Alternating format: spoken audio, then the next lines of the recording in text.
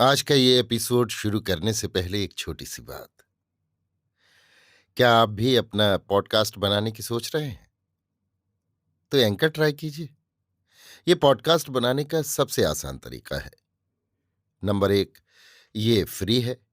Number दो, इसमें कई सारे ऐसे टूल्स हैं जो आपको अपने फोन और कंप्यूटर पर रिकॉर्ड और एडिट करने की फैसिलिटी देते हैं। नंबर तीन, आप अपने पॉडकास्ट को डिस्ट्रीब्यूट भी कर सकते हैं, जिससे इसे स्पॉटिफाई और दूसरे प्लेटफॉर्म पर सुना जा सके। तो डाउनलोड कीजिए फ्री एंकर ऐप या विजिट कीजिए anchor.fm पर अपना पॉडकास्ट स्टार्ट करने के लिए। ये तो थी एक छोटी सी जानकारी, और अब शुरू करते हैं एपिसोड का सिलसिला। तो आज के एपिसोड में लीजिए सुनिए रविंद्रनाथ टैगोर के लिखे उपन्यास गोरा के 25वें भाग को मेरी यानी समीर गोस्वामी की आवाज में। रविवार को सवेरे आनंदमयी पान लगा रही थी। शशिमुखी उनके पास बैठी सुपारी काट कर ढेर कर रही थी। इसी समय विनय वहां पहुंचा। विनय को देखते ही शशिमुखी अपने आंचल से कटी सुपारियां फेंक कर चटपट भाग खड़ी हुई। आनंदमयी जरा मुस्कुरा दी। विनय सभी के साथ हेलमेल कर लेता था। अब तक शशिमुखी के साथ उसका खूब हेलमेल था। दोनों ही ओर से परस्पर खूब उपद्रव चलता था।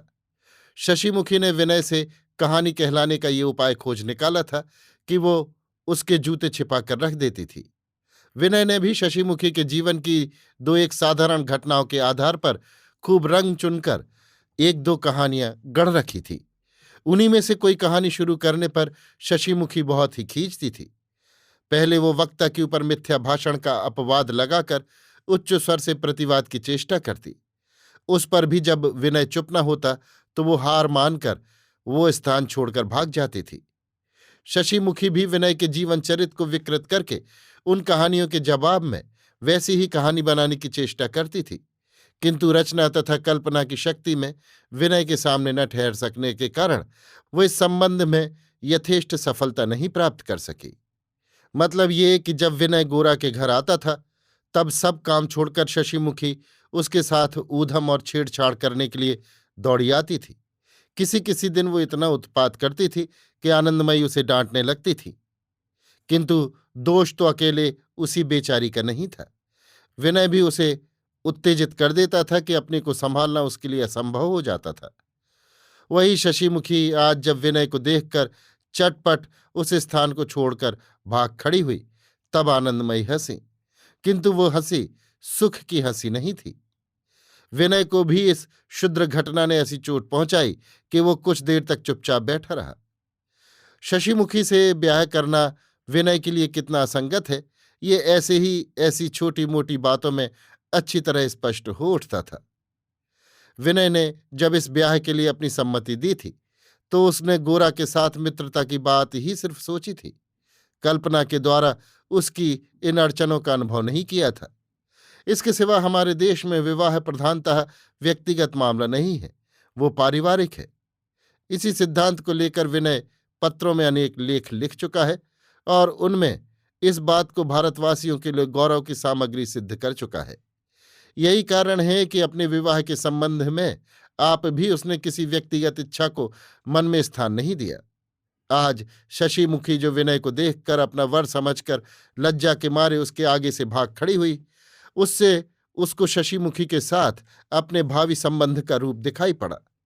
ये सोचकर गोरा उसे उसकी प्रगति के विरुद्ध कहाँ तक लिए जा रहा है, विनय को गोरा के ऊपर बड़ा क्रोध हुआ।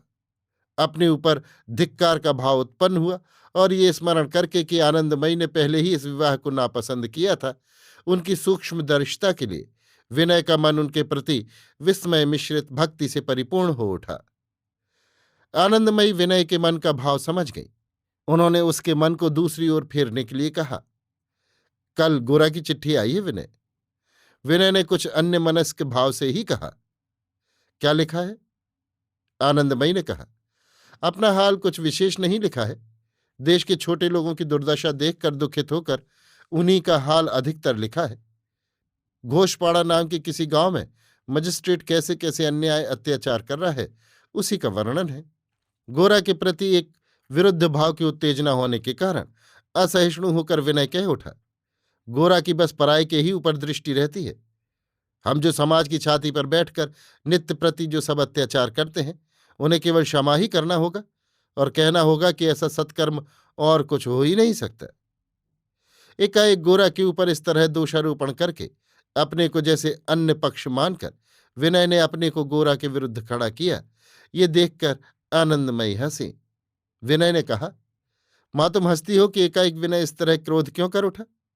मुझे क्यों क्रोध होता है सो तुमसे कहता हूं। सुधीर उस दिन मुझे अपने यहां नेहारी स्टेशन में अपने एक मित्र के बाग में ले गया था। सियालदाह स्टेशन से ही पानी बरसना शुरू हो गया। शोधपुर स्टेशन में जब गाड़ी रुकी तब मैंने देखा एक साहबी पोशाक पहने बंगाली साहब गाड़ी से उतरे, अपनी स्त्री को भी उतारा। बंगाली साहब मजे से छाता लगाए हुए थे। स्त्री की गोद में एक बच्चा था। वो बेचारी खुद एक मोटी चादर ओढ़े थी और बच्चे को भी उसी में छिपाए थी। शीत और लज्जा से संकुचित हो रही थी। महिला तो खुले प्लेटफॉर्म पर खड़ी हुई भीग रही थी और उसका बेहया स्वामी खुद छाता लगाए असबाब उठाने के लिए कुलियों का इंतजाम कर रहा था। मुझे जान पड़ा इस घड़ी सारे बंगाल में, क्या धूप में और क्या वर्षा में, भले घर की और क्या नीच जाति की, किसी भी स्त्री के सिर पर छाता नहीं है। जब मैंने देखा कि स्वामी निर्लज्ज होकर सिर पर छाता लगाए है, उसकी स्त्री चादर से अपने बच्चे के शरीर को किसी तरह ढककर चुपचाप खड़ी भीग रही है, इस व्यवहार की निंदा मन में भी नहीं करती और स्टेशन भर में किसी आदमी को यह व्यवहार अन्याय नहीं जान पड़ता।